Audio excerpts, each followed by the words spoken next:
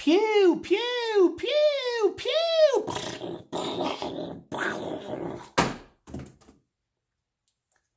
What is up, everybody, and welcome back to another episode of Saturday Weapon Ray.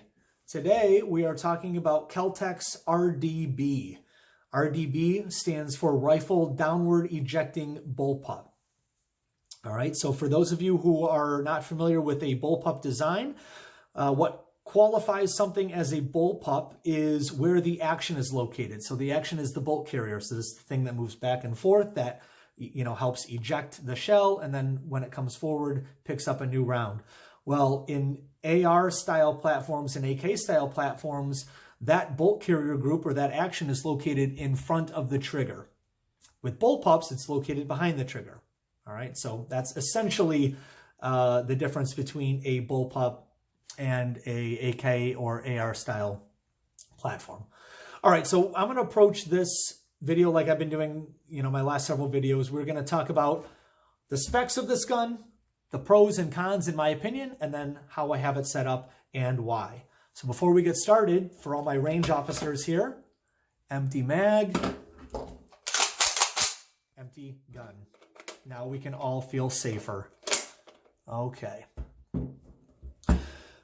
So Kel Tec came out with the RDB several years ago. I've had this gun for a few years now, and you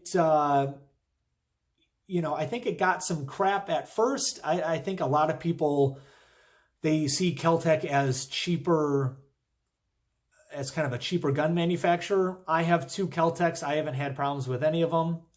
But again, this gun kind of got shit on, and I don't really know why, because I think it's a pretty good gun. But again, we'll get into that in a little bit later. So what this gun has to offer. So this gun is, the entire lower of this gun is polymer. Now, this handguard is aftermarket, which I'll talk about. But if you were to buy this stock from the manufacturer, this would be a polymer handguard, kind of with the same texture as the handle here. Okay, kind of this block texture. It does come with a 17.3-inch barrel with a 1-in-7 twist. So this barrel is actually going to be a little bit longer than your standard AR-15, you know, full-size AR-15 barrel. But because it is a bullpup and because everything is pulled back, pushed back, it's actually in a still fairly small, fairly short package. The overall length of this gun is 27.3 inches. The overall weight unloaded is about 6.5 pounds. You have the trigger here, which is between a 4.5 and a 5.5 pound trigger pull. Most bullpups don't have a very good trigger. I think Kel Tec actually did a pretty decent job. It's not the best trigger, but I think it's pretty decent. Kel Tec also wanted to make this gun completely ambidextrous. So you have a charging handle here, forward charging handle, and that can actually be switched to the other side. You have ambidextrous selector switches here, okay? And then on both sides, you have a bolt release or a bolt catch here. And then you can see you have multiple attachments for slings, okay? So that's on both sides as well. It's called Rifle Downward Ejecting Bullpup because instead of the spent casings coming out the side, whether it be right or left, they actually come out this slot down here and they actually shoot straight down. So this is good for especially left-handed shooters that are usually used to getting brass coming across your face. That won't happen. It's going to be shooting straight down. All right. You've got a full length, well, I shouldn't say full length because it doesn't go all the way back, but you have a pretty good size Picatinny rail up here. That is not polymer. That is actually steel, which is good. You don't really want to be mounting, you know, metal mounts or optics on plastic. You want typically metal on metal. So that's good.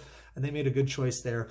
Moving back, I'm sorry, let me start back up here. It does have an adjustable gas system, which is good. So you can easily adjust this if you're running this with a suppressor, which is nice. I like that. I think a lot of people like to have that option. Some guns don't come with that. And, you know, you're not able to adjust the pressure, you know, the increase in pressure if you're running a suppressor. So that can just put extra stress on the gun. So they do have this adjustable gas system right up front here. It did initially come with a Birdcage flash hider. I'll talk about what this is, but it came with a standard Birdcage flash hider. It was fine. You know, it's a standard Birdcage. It's going to do its job. Moving back here, you have a polymer upper that sits over top of this steel upper. This is just for a more comfortable cheek weld here. And then, like I already mentioned, you have ambidextrous area if you want to attach a sling. The padding here, the padding is, you know, about a 1/4 inch thick, and then it has some texturing right here with the Kel Tec logo on the back.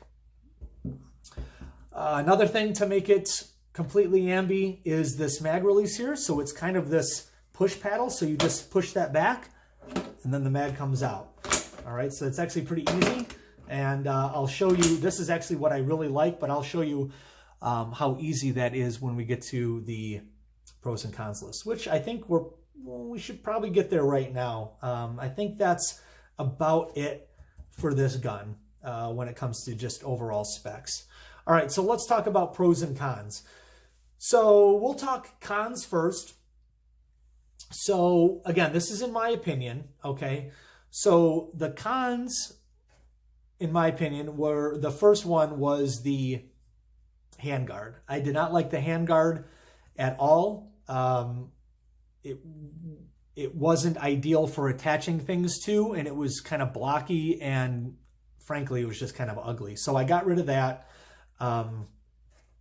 Another con I would say is the trigger. The trigger is okay, but it could be better. And bullpups are notorious for having fairly bad triggers. Now this one is better than a lot of bullpups, but it's still not great. So you have here, it's very springy. All right, then you hit a very distinct wall, and then it's got a really audible and tactile feel.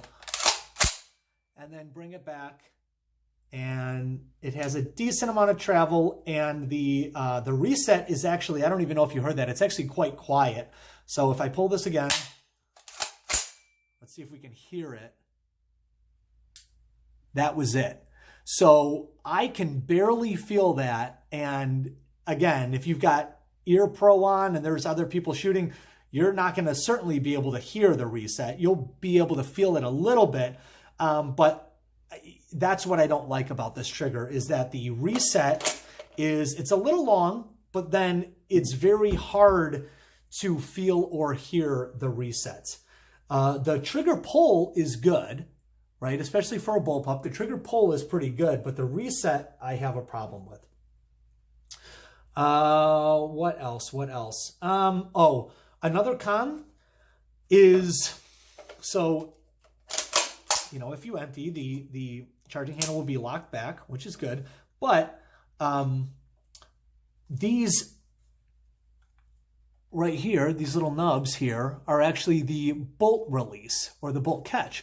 But if I press on one side, I can't press it down. I have to get on both sides and then press down, and then that bolt will go back home. I don't like that. I don't like that I have to get over top and press down on both. And I've tried this multiple times, and I don't know. I don't know if I need to shoot it more and this has to loosen up, but I have never once been able to return the bolt carrier home pressing on one side. So that is a problem for me, okay? I don't know if it's just this gun. I don't know if that's a known problem, but for me, that, you know what, I actually might dislike that more than the handguard, because the handguard, you know, although it's not easy to attach things to, it doesn't really affect the functionality. This can affect the functionality. So I actually think this is probably, now that I'm talking out loud, this is probably a bigger issue for me. Other than that, I think that's probably the main cons that I have. I haven't really had anything else. This gun, I've put probably only about 1,000 to 1,500 rounds through, but I do really like it, and I haven't had really any major issues. I'm trying to think if I've had any issues. I don't think I have. Okay. I guess another con before we get into pros, because the ejection port is hard to get to, right? So on an AR-15, you can pop open an AR-15, you can, quickly extract that bolt carrier and clean anything that's obstructing that bolt carrier from moving back and forth. With this, if something gets back in there, it's very hard to get to. You actually have to, kind of fully disassemble the gun, and it's going to be a pain. So if you drop this thing in dirt, sand, or mud, it's most likely going to bind up, and you're going to have to take it apart to a pretty good degree in order to get rid of any type of debris that's in there. So I would say that's another con for this weapon as well, just the way that it's built. Okay, so let's get into pros. All right, so I do like the charging handle. We're going to start up top here. I do like the charging handle. The charging handle is good. It's very easy to grab. You do see how it's angled here, so it's very easy to grab and pull back, and it lays very flush with the body of the gun. All right. So I do like that. It's a good charging handle. And like I said, it's completely ambi, which is nice. So if you're a left-handed shooter, you can switch it over here and you won't have any issues. Okay. Other things, I do like the barrel. The barrel actually is quite nice, and I like that we do get another inch, almost inch and a half of barrel length in a fairly short package. So this will just allow you to be a little bit more accurate, especially shooting out at further distances.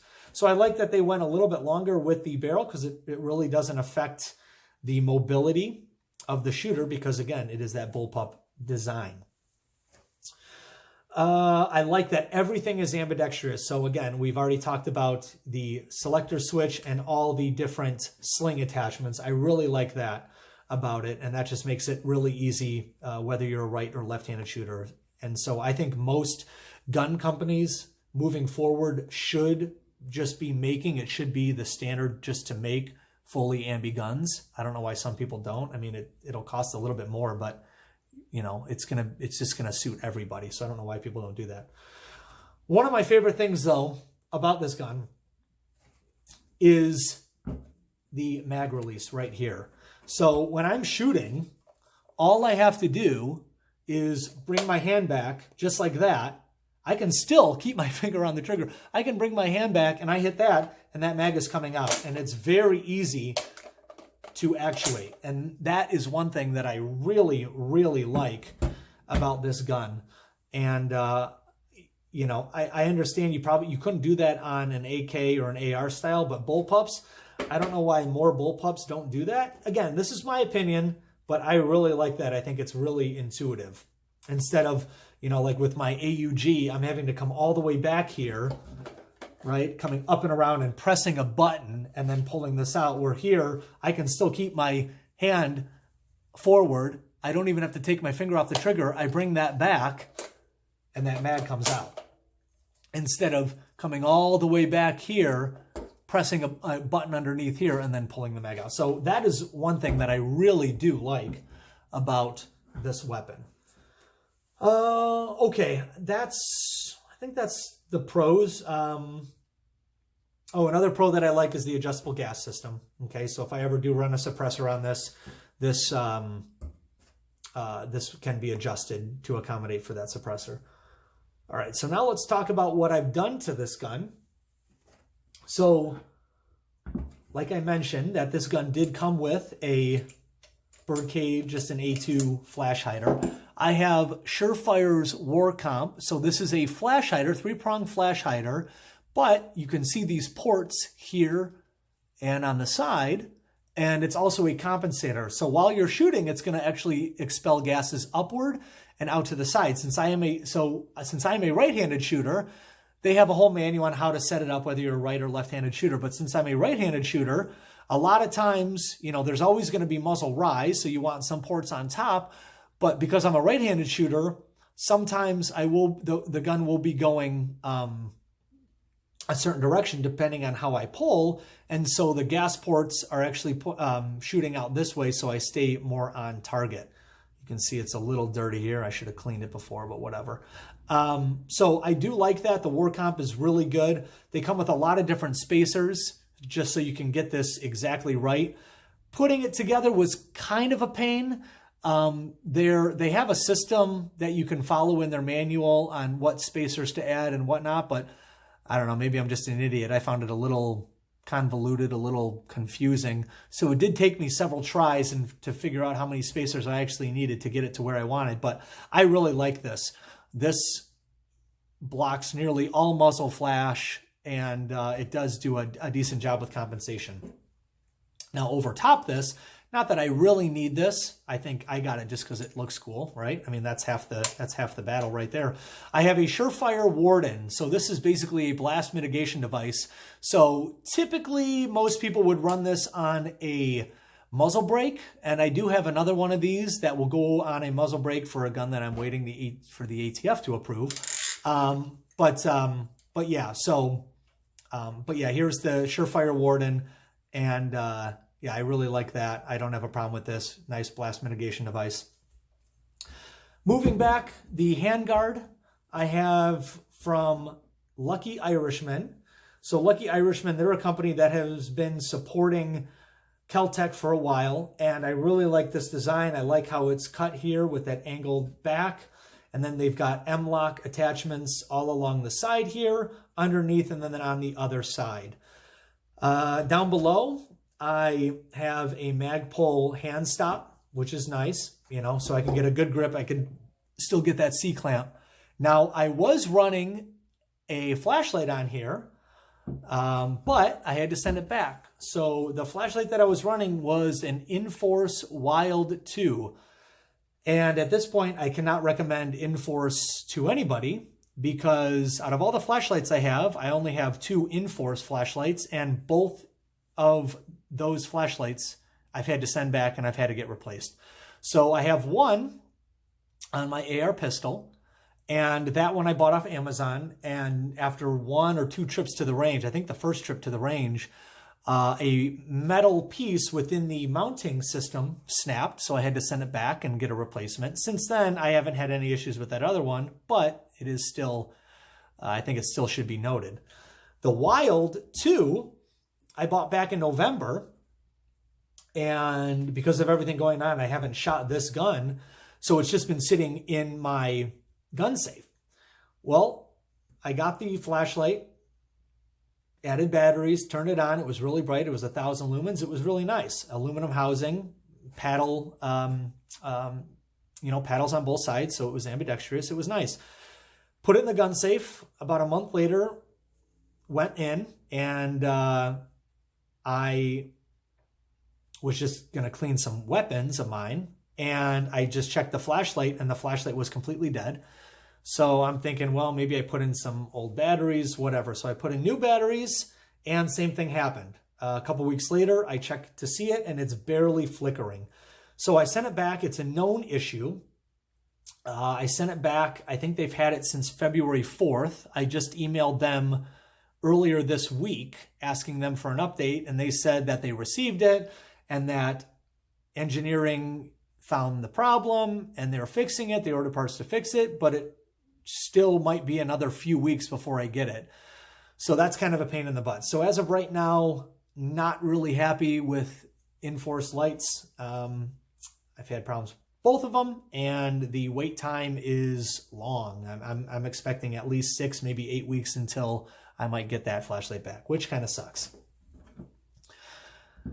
Moving back from there, I do have a Primary Arms 2.5x, 2.5 times optic here.